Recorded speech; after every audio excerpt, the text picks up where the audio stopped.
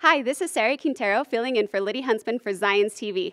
We're at the Acura studio where Dave Grohl is about to give a Q&A for his documentary Sound City. Let's go check it out. Please welcome Dave Grohl.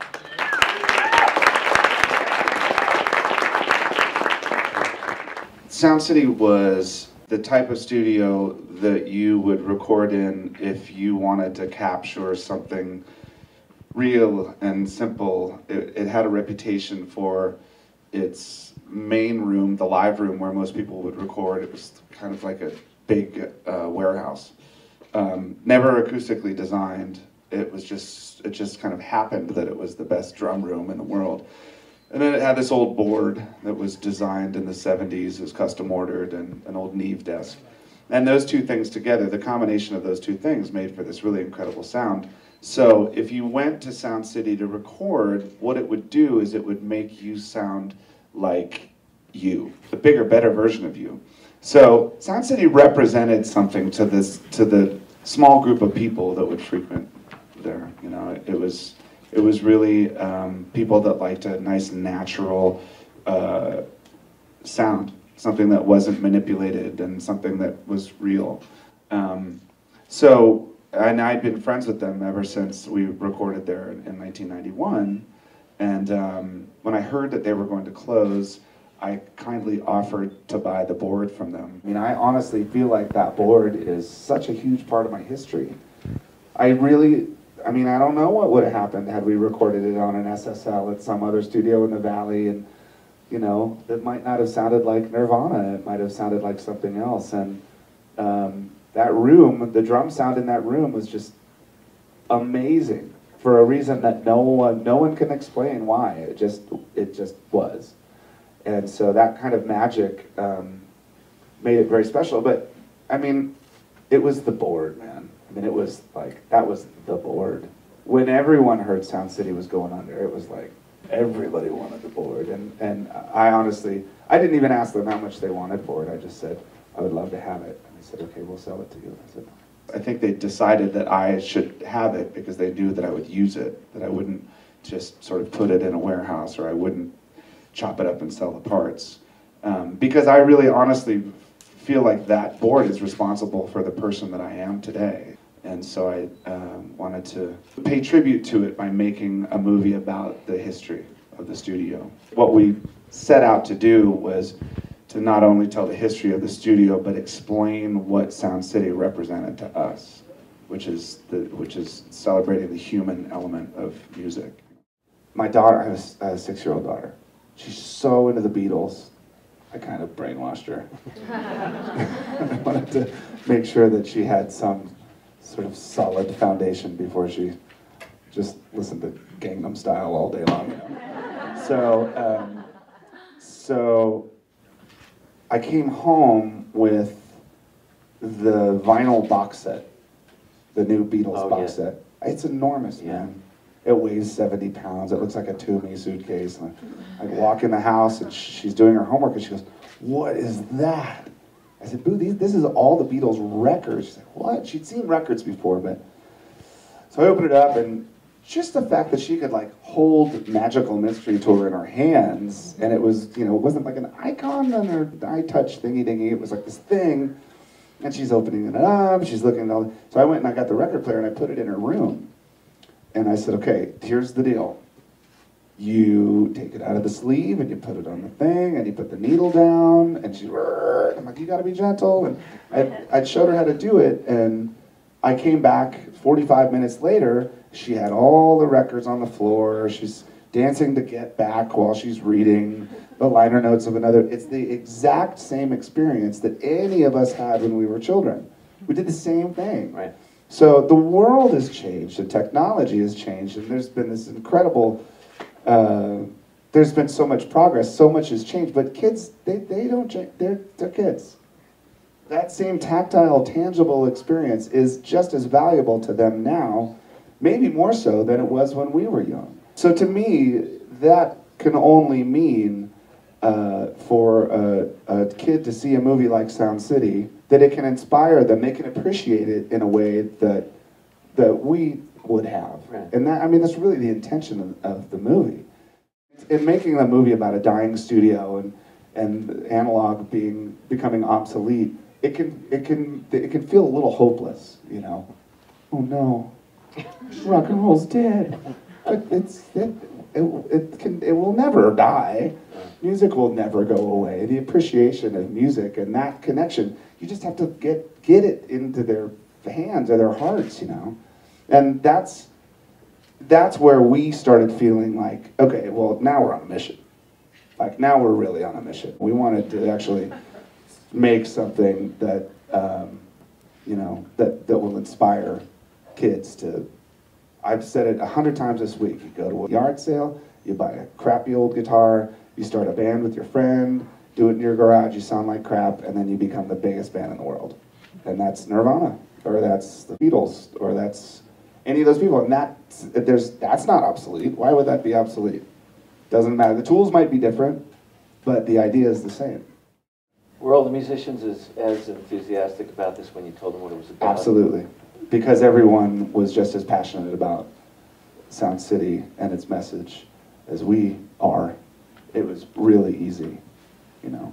And it's fun, you know, that's the thing. It's like all of these people in the movie, McCartney or Stevie Nicks or Tom Petty or Neil Young, they come from the same place. In the intro of the movie, it begins with this little narration where I say, we were just kids. We had nowhere to go and nothing to lose, but we had these songs and we had these dreams, so we threw them into the back of an old van and we just started driving. And that can apply to every single musician in the movie. Dude from Rage Against the Machine and Paul McCartney. Trent Reznor and Stevie Nicks. Like, it's the same. And so at their core, each one of these musicians does it for the love of doing it. You know, the reward is that you get to make music. Yeah, everybody seemed pretty grateful in the movie, and even afterwards. What about directing? Did you like that? I don't even know what directing means. You know, like, I'll tell you. The other day, I was cleaning out my garage, and I found my journal that I bought at the Michael's art store down the street when I decided we were going to make this movie. And I wrote the outline of the entire film. Page after page. It was 7 pages with all who was to be interviewed and what we were going to talk about. And I found it the other day, and it is the Sound City movie.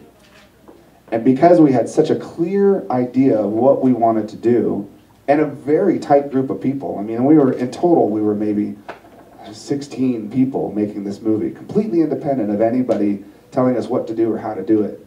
That was a big conversation we had right in the beginning, because I'm not a director, I'm not a drummer, I'm not a guitar player. I fake all of these things. I never took lessons to do any of this. I can't read music. I hold my drumsticks backwards. I don't know what a director is, but I do know when you sit down with a clear idea of what you want to do, if it's in your head and you can actualize it or visualize it and then actualize it and make it so that it is exactly what you want it to be, well, then you wind up with something that makes sense. If it's a clear vision. And we had a really clear idea.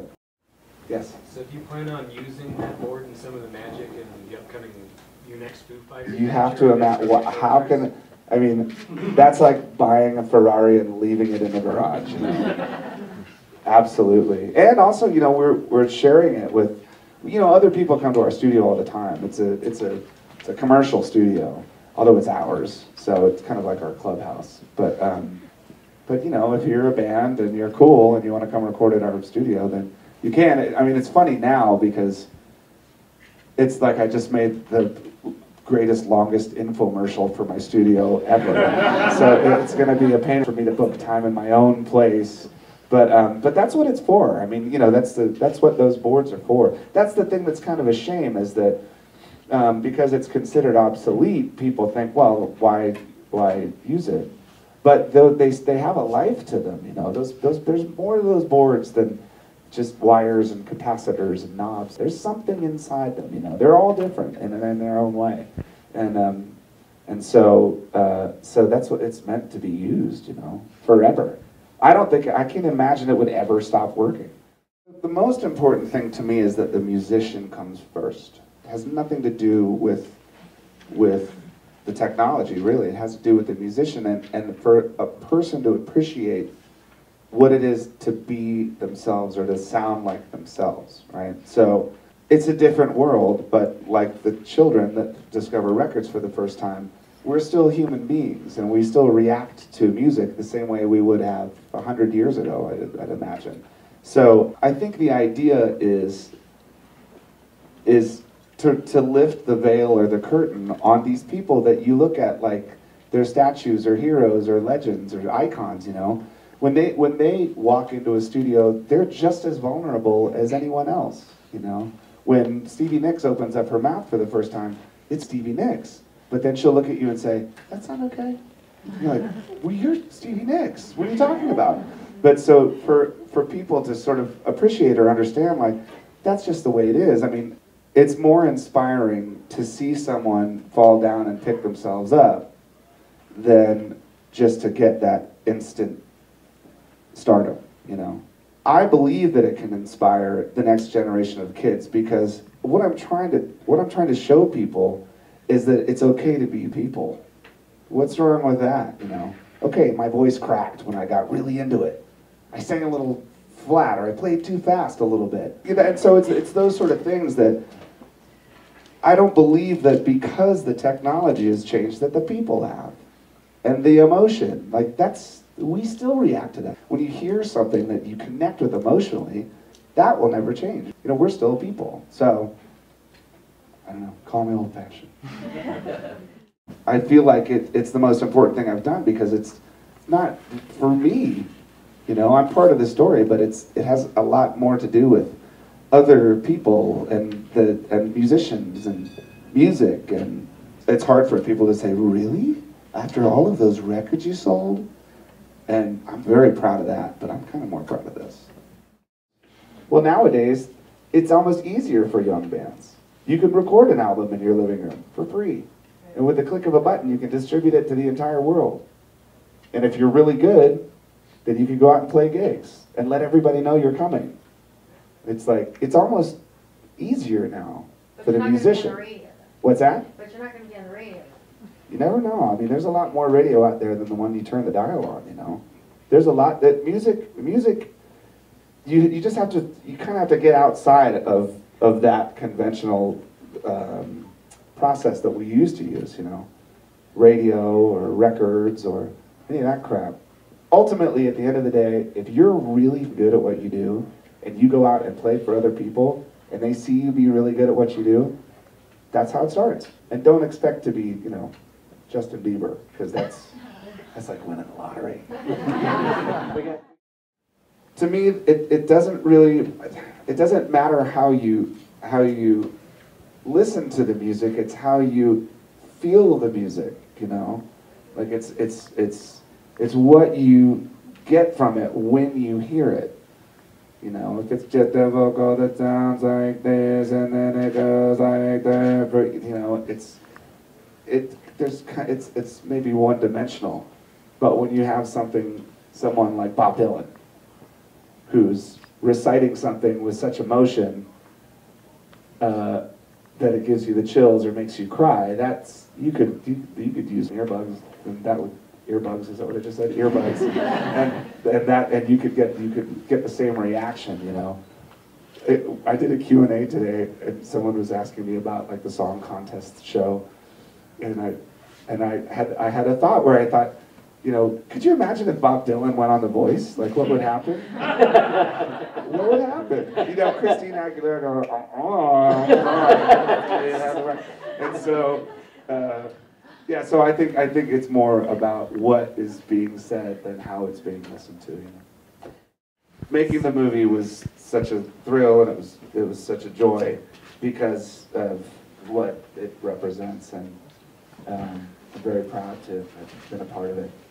So, and it should be required viewing for every single musician and university and college student. It's so important.